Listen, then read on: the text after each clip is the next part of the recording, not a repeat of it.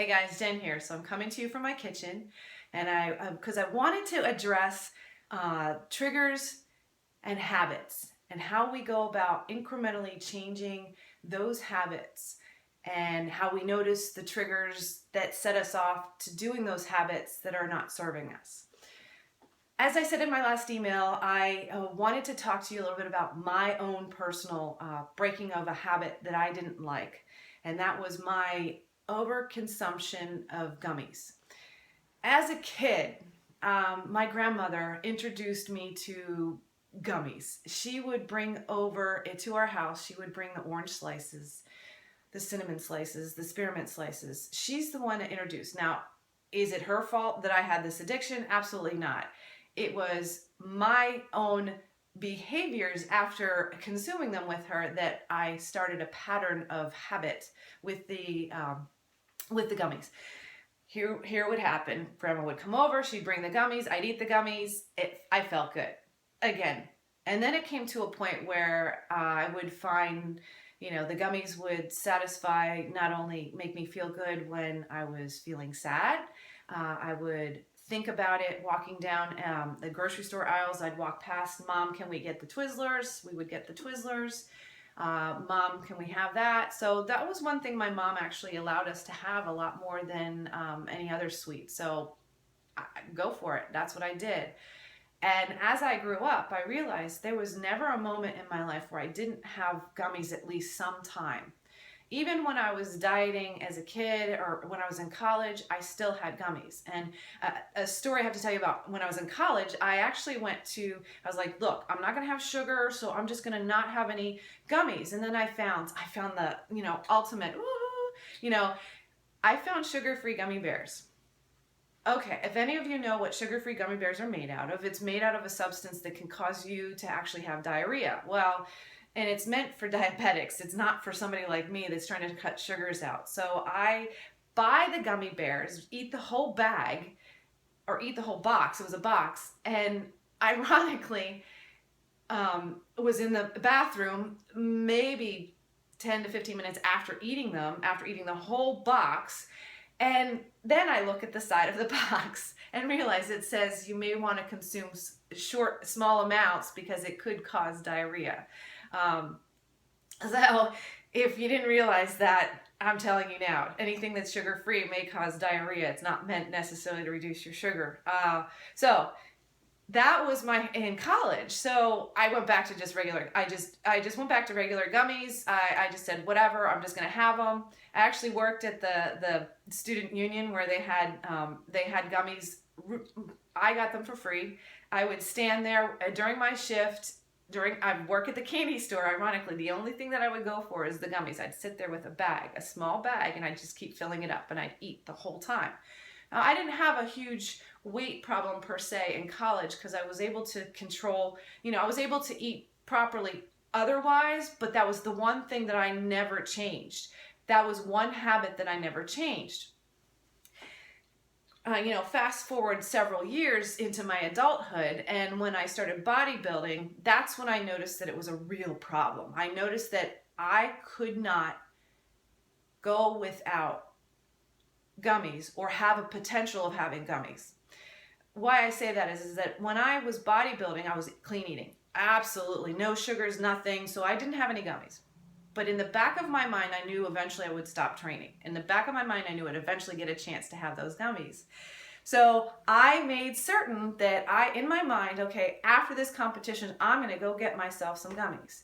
It was after actually the second competition. The first competition, I was a little better because I knew I was going to be competing again. But after the second competition, we went to Annapolis. We stayed in a hotel. And after the competition, I can remember distinctly walking out of the competition and starting to salivate. I knew that bag of gummies because I had 1.5 pounds of gummies. I think it was 1.5 pounds. It could have been more. It could have been, but it was a massive bag. It was just, I remember it was significant size, and I could remember salivating. I got those gummies. I'm going to eat those gummies. I didn't bring them with me because I knew I didn't want to eat them while I was in the show. But when I came out, I knew that was my treat. Well, we were going to dinner. I didn't have time to eat. So we were in the hotel room. I was getting ready and I had a few. And I was like, all right, I'm going to eat this. All right. I had a few. We went to dinner. I had massive amounts of food, crab cakes, stuff I hadn't had in a while. My stomach's just blowing up. Ice cream, all this other fun stuff. And what happened was I came back to the hotel room completely full, almost to the point of just wanting to just like, I can't, whatever. I can't feel my stomach, whatever. I still went to that bag of gummies and I ate the whole stinking bag. I ate that whole bag to the point of dry heaving into the toilet. And folks, that's binging. And I have to tell you, at that moment, I knew that was a problem. I just felt, well, that was, bodybuilding, all this other stuff. Then I realized that my need to have those gummies pushed me to the point of overeating, to the point of having to dry heave because my stomach just couldn't handle anymore. That's when I started thinking, I think I might need to change that. But it took me several years to actually get to the point where I actually started working on changing it. Again, it was a matter of noticing it. I observed it, but I still continue to kind of, oh, well, yeah, it's just because I'm bodybuilding, whatever, But over the years, I realized the one thing that I would always go back to, I could cut out ice cream, I could cut all sweets out, anything else, but the one thing I never was able to not have was those gummies. So I knew it was a habit, because what it would do to me is that I would overconsume it. I'd eat a 2-pound bag of Twizzlers. That's ridiculous. I couldn't not stop eating it. So I knew it was a problem. That's when I knew I needed to address that habit, and I needed to figure out how to change it. Honestly, it took quite some time to figure that out. It started with me actually associating and realizing that what is it that's causing me to eat this? Can I not consume it? So I went through a whole process. There were times where I would just drive. I was desperate because I didn't bring it home. I would never bring them home. I used to have them, they were accessible all the time. I made sure I wouldn't buy them. So I'd have to go to the store and buy them. I started with buying the smaller bags. Now, bags, I would make sure I get bags because, I would have to have them. I would make sure that I would have the smaller bags, and I would try to go for something that's a little more healthy. The organic, that was crazy. That's still sugar. But anyways, so I started working my way to reducing the amount I would consume. And I would notice how I was feeling as I would do. I would deal with those feelings. I would deal with whatever it was, try to do better by doing something else. Piece of fruit, something else. Again, disassociating from that feeling, disassociating from that trigger, making it a habit not to eat it. And it took some processing. It took some time. It took some steps to do that. I wouldn't have it in the house, so I'd have to go out and get it. If I'd make sure that, and I'd buy it in small bags as opposed to the large 2-pound bags. And I'd only get 2. I went down from 3 to 2. And then I'd get to 1. And then I'd get to the point where I'm like, look, I don't need it now. I'm done. I'm starting to disassociate it, having that need, starting to break that habit. Besides the fact that I started eating them slower, which they're kind of nasty when you eat them slow. They stick to your teeth, everything else. Sugar in and of itself is addictive, but if you can disassociate from the one thing that's causing me to overeat, which was gummies. So there were some things that I could eat with any kind of sugar. I could have one slice of something and I was fine. But with gummies, I would overeat. So that's why I knew it was a problem. Well, each time, change. Finally got to the point where I didn't need them anymore. I didn't buy them. I'd be able to walk past them in the aisle and I was perfectly fine. I didn't have to grab them and put them in my basket. Well, I kind of just incrementally did that. Again, I don't even remember the actual date or time, but I just know that now I don't even have them.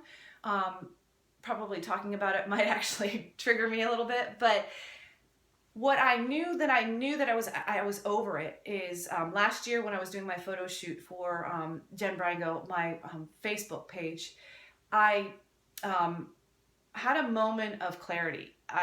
After my photo shoot, it was a lot of uncomfortableness, a lot of changing, I was in an environment, here I'm taking pictures, really, I think that's crazy. I was very uncomfortable, very stressed out, very okay, let me just celebrate. So here's my celebration. Walk into the drugstore, walk down the candy aisle. Ironically, I didn't really, prior to that, I didn't really think about it, but I walked down the candy aisle and I stared at the gummies.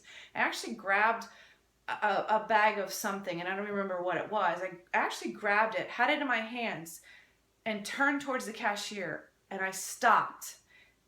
And I realized, like, Jen, you've just been triggered, and whatever it was, you need to put that back. So I put it back. I grabbed a pack of gum, which was way overpriced, but I grabbed that pack of gum and left. And I was like, wow, what a moment of clarity, realizing that there's still moments in your life, if you observe, that you're going to be triggered. And even though you think you've kind of overcome that habit, there are moments, overcome that habit that you feel as though is not benefiting you, then wow, somebody else in my life can actually go and eat one Twizzler. But to me, I could never eat just one Twizzler. So I knew it was a problem. And there's certain things in your life that people in your life, well, I don't get it. I just eat one and I'm fine. Well, that's them, that's not you. You yourself have your own personal triggers and behaviors that you've built up over time, and it's important for you to remember that. So if you wanted to change a habit, it's incrementally. First, you've got to observe. You have to see that there's a problem. Stop being in denial again. So you have to observe that, okay, well, I think this is a little too much, and then start breaking it down into how you can change it. And it's not go cold turkey. It's smaller bags, not have it in the house, all this other fun stuff. Let's be honest. There were times when I've said to people, well, what's the big deal? It's in your house, you bought it for your kids, let your kids eat it. But again, if you are triggered by that particular food and you know that if it's in the house, you will find it and you will eat it and you will eat all of it because you're not sure when you're going to get the next one. It's that fight or flight that we have. That's behavior that we have that's built, ingrained in us. And then moments of stress. And the stress could be positive or negative, but the moments of stress can actually cause us to go to that bag of chips and eat the whole bag of chips because that's an item in your life that's been triggered in the past and you're kind of almost addicted to it. So how do we change that? We have to start incrementally breaking down what it is that's causing us to go for that item. Observe that what we're doing, how we're feeling, what brought it on, and how can we disassociate from that item and start making a positive change for that. I have to say, I do my best in all areas, but it takes time to change. And if you're able to kind of move forward a little bit and take a step back, move forward and take a step back, because you will have those moments. If you have a habit in your life that's not benefiting you, that you're getting so mad about, I just can't break it down into parts. So as you work through one habit at a time, remember this, it's a process of working on each habit. A great coach of mine, Nagar, she actually puts it like this. That first bite should taste as good as that last bite. How you know that it is actually when you're tasting the food, eating it slowly, and knowing that you're actually eating it. So if I had done that back in the past when I was eating the gummies, rather than over consuming and actually heaving in the toilet, I probably would have stopped before I started. Now I make it a point. If there's something that I know that has been a trigger in the past, I stop, I eat it slowly, I make note of how I'm feeling, and go forward with that.